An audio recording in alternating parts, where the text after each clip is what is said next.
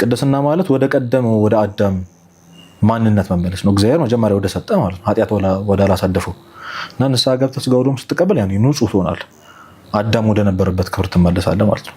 ከኃጢአት ከሰይጣን ስትርቅ እግዚአብሔርን እምቢ ከማለት እሺ ወደ ማለት ስትሄድ ወደዛ እና ፍጥረታት ሁሉ ለአንተ እንደተፈጠረ ለምትሆነው ቅዱስ ዳዊት እንዳለው የሰው ልጅ ከመላእክት ጥቂት አሳነስከው ከዛ ፍጥረታት ሁሉ ከእግሩ በታች ይገዙለት ዘንድ እንደተባለው የሚገዙልህ አንተ አዳም ወደ ነበረበት ቅድስና ስትመለስ እና ዋጋችን ምንድነው? የሰው ዋጋው ምንድነው ካልከኝ የአምላክ ደም ነው። ምንም ከዚህ በላይ ምንም የለም። ሰው በምንም ሊተካ ይችላል። በድሮ ዘመን ይሸጥ ነበር። አሁንም ሰው ይሸጣል። በነገራችን ዳይሬክትሊም ሰው ይሸጣል። በብዙ ነገር ሰው ገንዘብ ሲገዛ ታየዋለህ። እና ሰው ራሱን የሚጠላው ሰው ራሱን የማይወደው መስታወት ፊት ቆመን ራሳችን የምንጠላው የእግዚአብሔር ማንነት ማን እንደሆነ ስላልገባን፣ ግን በእግዚአብሔር አይን በኩል ራስን ስታዩ ለምሳሌ አሁን በእነዚህ ካሜሮች ውስጥ ራስን ስታዩ ልታምር ትችላለህ። ኤዲት የተደረገ ስለሆነ ማለት ነው።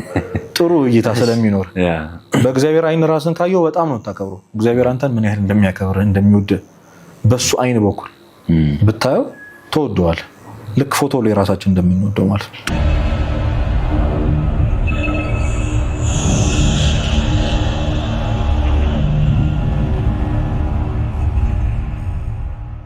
በጣም ብዙ ማብራሪያ ያለው በጣም ብዙ መጽሐፎች ተጽፈዋል።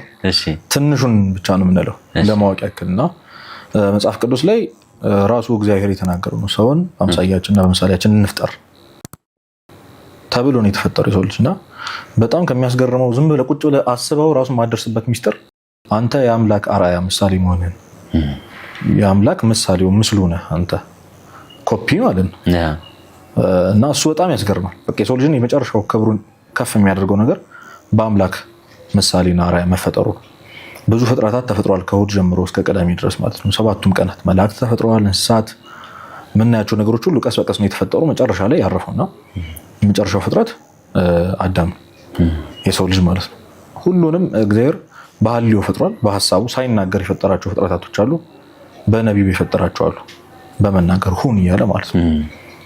ሁሉንም ፈጥሮ ሲጨርስ የመጨረሻው ግን በገቢር የፈጠረው በእጁ ዝቅ ብሎ አፈር አንስቶ የፈጠረው በእጁ ያበጃጀው ብቸኛው ፍጥረት ግን የሰው ልጅ ነው። ስለዚህ የአምላክ የእጁ ስራ ነህ አንተ። አዳም የአምላክ የእጁ ስራ ነው። ከምንም በላይ ደግሞ አምላክን በጸጋ አምላክ የመሆን እድል የተሰጠው ጸጋ የተሰጠው። ከሁሉ በላይ በጣም የሚያስገርመው ደግሞ ሁሉ ነገር የተፈጠረው ለሰው ልጅ ነው። የሚያስገርመኝ ለዛ ነው መጨረሻ ላይ የተፈጠረው የሰው ልጅ በዕለተ ዓርብ የተፈጠረው ለዛ ነው። አንተ እንግዳ ስትቀበል ሁሉ ነገር አሰናድተህ ነው የምትቀበለው። የምታከብረውን ሰው ሶፋ ልትገዛ ትችላለህ፣ አዲስ ዕቃ ልትገዛ ትችላለህ፣ ልታለባብስ ትችላለህ። እና ሁሉን ነገር ከፈጠረ በኋላ የሰው ልጅን ዌልካም አለው ማለት ነው። አብሮት አይደለም የፈጠረው። እንደውም አባቶች ምን ይላሉ? አስተያየት ይሰጥ ነበር። አዳም ቢኖር ነው ብዙ ነገር ነበር እንደሚያበላሹ። አይቺን የሆነ ነገር ብናረጋት ምናምን ይለው ነበርና ሁሉን ነገር ካሰናዳለት በኋላ ለማን ለአዳም ለአንተ ለሰው ልጅ ማለት አዳም ሲባል ሰው ራሱን ነው ማሰብ ያለበት እና ለሰው ልጅ ሁሉ ነገር ተሰናድቶ ነው የቀረበለት። መላእክት እሱ እንዲያገለግሉት ናቸው።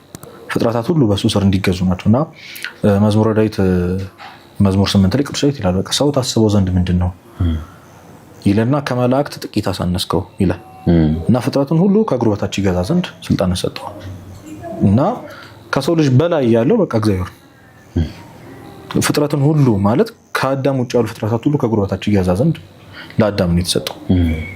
መላእክትን የመምሰል የመሆን ችሎታ እንዲሰጠው በፍጥረታት በእንስሳትና በመላእክት መሃል ያለው የሰው ልጅ ነው።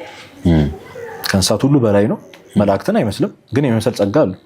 የሆኑም አሉ እና አባታችን አቡነ ተክለ ሃይማኖት አሁን የቅድስና ደረጃቸው ሄዶ ከመላእክት ጋር እኩል እግዚአብሔርን ሥላሴን ለማጠን የደረሱት ካህናተ ሱራፊ ጋር ተጨምረው ማለት ነው። እዛም የመድረስ ደረጃ ከዚህ በላይ ደግሞ ክብር የለም እና ሁሉን ነገር እንዲገዛ ተሰጥቶታል። ሁሉ ነገር ስለሱ ተፈጥሯል። ከምንም በላይ ደግሞ የጸጋ አምላክ እንዲሆን ማለት አምላክ እንድትሆን ማለት የጸጋ አምላክ የስጦታ ማለት እስክንቶን ድረስ ሁሉ ነገር ላንተ ተፈጥሯል። ከዛ በኋላ ነው ግን ውድቀት የመጣው። ያንን ክብር ደግሞ ማጣት መጣ። አዳም ከበደለ በኋላ ያን ሁሉ ነገር በውስጡ የነበረው መንፈስ ቅዱስ አሳዘነ። የተሰጠውን ነገር ሁሉ አጣ። አሁን ኮምፒውተር ስታደርገው እንደ ቤተክርስቲያናችን መጽሐፉ ላይ ቅድስና ያላቸው ሰዎች እንስሳት ይታዘዙላቸዋል። አንበሶች ሲገዙላቸው አሁን ያው ነገር መንፈስ ቅዱስ ላይ ካለ ካያ አንበሳና ነብር አለ። በዚህ ልክ እንስሳት ሁሉ ሲገዙላቸው ፍጥረታት ሁሉ ሲገዛላቸው ታያል። እኛ ኃጢአተኞች ደግሞ እንስሳቱን ስንፈራ ነው የምታየው። ሊያጠቁን ሲሞክሩ ነው ሲያባርሩ ነው የምታየውና ቅድስና ማለት ወደ ቀደመው ወደ አዳም ማንነት መመለስ ነው። እግዚአብሔር መጀመሪያ ወደ ሰጠ ማለት ነው፣ ኃጢአት ወደ አላሳደፈው እና ንስሐ ገብተህ ሥጋ ወደሙን ስትቀበል ያኔ ንጹህ ትሆናለህ። አዳም ወደ ነበረበት ክብር ትመለሳለህ ማለት ነው። ከኃጢአት ከሰይጣን ስትርቅ እግዚአብሔርን እምቢ ከማለት እሺ ወደ ማለት ስትሄድ ወደዛ እና ፍጥረታት ሁሉ ለአንተ እንደተፈጠረ ለምትሆነው ቅዱስ ዳዊት እንዳለው የሰው ልጅ ከመላእክት ጥቂት አሳነስከው፣ ከዛ ፍጥረታት ሁሉ ከእግሩ በታች ይገዙለት ዘንድ እንደተባለው የሚገዙልህ አንተ አዳም ወደ ነበረበት ቅድስና ስትመለስ። ከዛ በኋላ ነው መውደቅ የመጣው። በጣም የሚገርመው ግን እንደዛም ሆኖ ንስሐውን ተቀብሎ ከ5500 ዘመን በኋላ ተዋርዶ ሰው ሆኖ ማለት ነው እግዚአብሔር ሰው ሆኖ መጣ ወደ ምድር። ከዚህ በላይ ምንም የሰው ልጅን ሊያከብረው የሚችል ነገር አይኖርም አምላክ ሰው ሲሆን እና ክርስቶስ የተዋረደው የተሰቀለ ጊዜ የተተፋበት ጊዜ ምናምን አይደለም፣ ሰው የሆነ ጊዜ ነው። በቃ አንተን የመሰለ ይህንን ስጋ የለበሰ ቀን ከዚህ በላይ ምን ውርደት የለም ለሱ። ከአምላክነት ወደ ሰው ወደ ፈጠርከው ነገር ማደግ ማለት ነው መውረድ ማለት ነው እና ያን ሆነለት። ለዛ መሆኑ አልበቃውም። በበረት ተወለደለት፣ አስተማረው። ሁሉ ነገር ካለፈ በኋላ ደግሞ ሞተለት ተሰቃይቶ ሁሉ ነገርና ክብሩን እርቃኑን የተሰቀለለት ሆነ እና ዋጋችን ምንድነው? የሰው ዋጋው ምንድነው ካልከኝ የአምላክ ደም ነው። ምንም ከዚህ በላይ ምንም የለም። ሰው በምንም ሊተካ ይችላል። በድሮ ዘመን ይሸጥ ነበር፣ አሁንም ሰው ይሸጣል። በነገራችን ዳይሬክትሊም ሰው ይሸጣል በብዙ ነገር። ሰው ገንዘብ ሲገዛ ታየዋለህ። ሰውን በጣም አሁን በገንዘብ ለመግዛት የሚሞክሩ ሰዎች አሉ። ሰውም ደግሞ ይገዛል፣ ያው ገንዘብ ጌታ ስለተባለ ማለት እና ሰው በዚህ ልክ ወርዶ ኃጢአት ናት አዋርዳ የጣለችን እንጂ የሰው ልጅ ክብሩ የአምላክ ደም እና ይህን በደንብ ለመረዳት አምላክን ራሱ ትንሽ ማወቅ ይጠበቅብናል ብዬ አስባለሁ። ሰው እግዚአብሔርን እያወቀ ሲመጣ ነው የእሱ ክብር እየገባው ይመጣ። የእግዚአብሔርን ኃያልነት የእግዚአብሔርን ክብር ስታስበው ትንሽ ስትጠጋ ሰው እንደ ዳዊት ሰውን ታስበው ዘንድ ምንድን ነው ትላለህ። ልክ አሁን አጠገባችን የሆነች ቁንጫ ብትሄድ ስለሷ ዲቴል ለማሰብ ማለት ነው የገባች የተወጣች ምግቧን ምናምን ብለህ አንተ ትልቁ ሰው እንዴት ታስባለህ? አሁን ረግጠህ አትለፍ አናውቅም እስካሁን ማለት በጣም በእርግጠኝነት ካላየን በቀር ትዝ የማይለን ነገር አሁን ትንሿ ጉንዳን ናት። እግዚአብሔር ለዛች አንተ ለጉንዳኗ ምንም ኬር እንደማትሰጠው በተቃራኒ ሲያደርግ እንደማለት ነው እና ምንድነው ታስበው ዘንድ የሰው ልጅ ምንድነው? በቃ ተራ ነገር ነበር እኮ ግን አንተ አከበርከው። ለፍጥረት ሁሉ ሰጠው፣ አሳልፈህ ሰጠው። ፍጥረት ሁሉ ለሰው ልጅ ተሰጠ። ከዛ ሁሉ በላይ ግን ከምንም በላይ የሰው ልጅን ክብር ከፍ የሚያደርገው አምላክ ራሱ ወርዶ ሰውን ሆኖ ስለሱ ብሎ መሰቀሉ ደሙን ማፍሰሱ ነው የሰው ልጅን ክብር በጣም ከፍ የሚያደርገው እና ከምንም በላይ እኛ የእግዚአብሔር ምሳሌ ነኝ። እኔ እኮ የእግዚአብሔር ምሳሌ ነኝ። አርአያዬ ሁሉ ነገር እግዚአብሔር ነው የምመስለው ነው እና በአንድነት በሶስትነት እንመስለዋለን እግዚአብሔርን። ነፍስ 3 ባህሪያት አላት ስትፈጠር ማለት ነው። ነባዊት ናት፣ ልባዊት ናት፣ ሕያዊት ናት። ነባዊት ማለት ትናገራለች፣ እንናገራለን። ልባዊት ናት፣ ታስባለች፣ እናስባለን። ሕያዊት ናት፣ ሞታ ደግሞ አትቀርም፣ እንደ ስጋ በሱስ አትቀርም፣ ትኖራለች እና የአብ ወልድ መንፈስ ቅዱስ ምሳሌ ነን። አብ ለባዊ ነው ያስባል እንደሚባለው፣ ወልድ ደግሞ ቃል ነው፣ መንፈስ ቅዱስ እስትንፋስ ነው እንደተባለ እነዚህ 3ቱ ባህሪያት በነፍሳችን ያሉት እና የራሱ የእግዚአብሔር እስትንፋስ ናት ነፍስ ማለት። በጭቃ በአፈር ካበጃጀው በኋላ እፍ አለበት ነው የሚለው እና የእግዚአብሔር እስትንፋስ ነኝ ብሎ ማሰብ አሁን በጣም በእርግጠኝ ሲወራ ምንም ሴንስ ላይሰጠን ይችላል። ትንሽ እግዚአብሔርን ስትቀርበው ግን የእግዚአብሔር እስትንፋስ ምን እንደሆነ ሲገባ ራስህን ታከብረዋል፣ የምር ታከብረዋል። እና ሰው ራሱን የሚጠላው ሰው ራሱን የማይወደው መስታወት ፊት ቆመን ራሳችን የምንጠላው የእግዚአብሔር ማንነት ማን እንደሆነ ስላልገባን፣ ግን በእግዚአብሔር አይን በኩል ራስን ስታዩ፣ ለምሳሌ አሁን በእነዚህ ካሜሮች ውስጥ ራስን ስታየው ልታምር ትችላለህ። ኤዲት የተደረገ ስለሆነ ማለት ነው፣ ጥሩ እይታ ስለሚኖር። በእግዚአብሔር አይን ራስን ካየው በጣም ነው የምታከብረው። እግዚአብሔር አንተን ምን ያህል እንደሚያከብርህ እንደሚወድህ በሱ አይን በኩል ብታየው ተወደዋል። ልክ ፎቶ ላይ ራሳችን እንደምንወደው ማለት ነው፣ ጥሩ አድርጎ ስለሚያነሳና በፍቅር የሚያየን አምላክ አክብሮን ወርዶ ስለአንተ ብሎ የተሰቀለውን አምላክ ስታቀው በሱ በኩል ራስን ስታየው የሰው ልጅ ማንነት ክብሩ ይገባናልና በጣም ባጭሩ ነው የምልህ። መጽሐፍ በጣም ብዙ መጽሐፎች አሉ። ሰው ብቻ ሰው ምንድነው የሚሉ በጣም ብዙ ማብራሪያዎች አሉ። እያንዳንዷን ነገር አንስቶ የሚያደርግና ይሄ በጥቂቱ ለቁሳዊ ነገር እንደዚህ መሆናችን እግዚአብሔር ምን ያህል ሊያሳዝነው እንደሚችል በጣም ነው ማሰብ ያለብህ። አንተ እኮ ከዚህ በላይ ነበርክ ነው። ሰው ከቁሳዊ ነገር በላይ ነው። ሴጣን ብቸኛው በቃ አሁን በጣም እያታለለን ያለውና ስራውን እየሰራ ያለው ማቴሪያሊስቲክ እንድንሆን ነው አይደል? አሁን ስልካችን ቢከፈት ጋላሪያችን ላይ ያሉ እቃዎች፣ መኪናዎች፣ ቤቶች፣ እህቶቻችን ላይ ደግሞ ያሉት ቀሚሶች፣ ጫማዎች ምናምን እናውቀዋለን አይደል? እና ምን ያህል ማቴሪያሊስቲክ እንደሆነን የምታውቀው በዚህ እንዴት የሚታዩ ቁሳዊ የሆኑ ነገሮች እንደሚገዙና ከዚህ በላይ ያለፈ ለሰው ልጅ መንግስተ ሰማያት የሚባል ነገር ተዘጋጅቶለታል። ለአንተ እግዚአብሔር ቤት ሰርቶ ነው የሚጠብቅህ በክብር ቀን ሲደርስ ተጠርተህ የምትመጣበት የምታርፍበት ለዘላለም ደስተኛ የምትሆንበት። እኔ ምን ለምንድን ነው ግን አንዳንዴ ዝም ብለህ ስታስበው ምንም አድርገንለት አይደለም እንደው ምንም ብንሆን እንደው ምንም አናደርግለትም ለእግዚአብሔር ከኛ ሊያገኘው የሚችለው ምንም ነገር የለም። እሱ ያስገርማል በጣም እና አንድያ ልጁን እስኪሰጠን ድረስ እንዲሁ ወደደን ይላል መጽሐፍ ቅዱስ ዮሐንስ ወንጌል።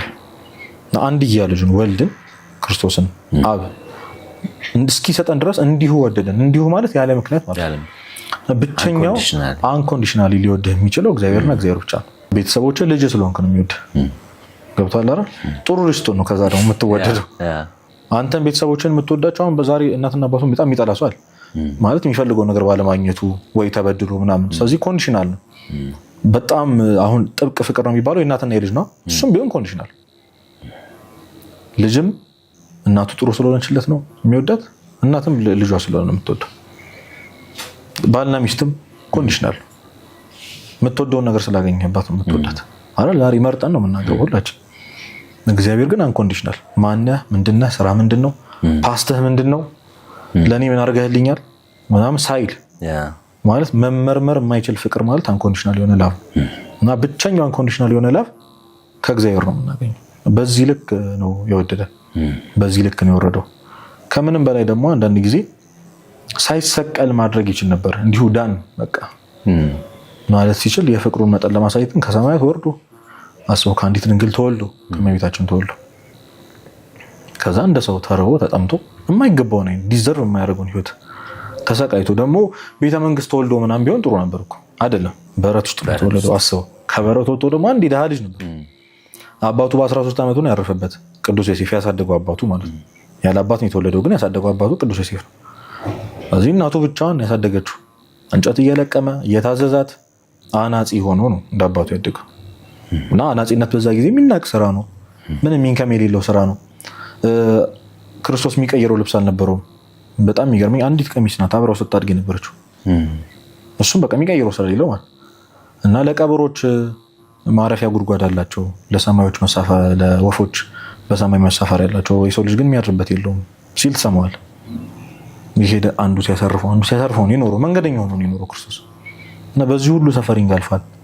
ሰዎች ሲጠሉት ሲያገሉት፣ አንተ ዮሴፍ ልጅ እያሉ ሲያገሉት፣ ሰይጣን ሲፈትነው፣ ይሄ ሁሉ ሰፈሪንግ ላንተ ለምን አታውቅም? በቃ ወደዋል።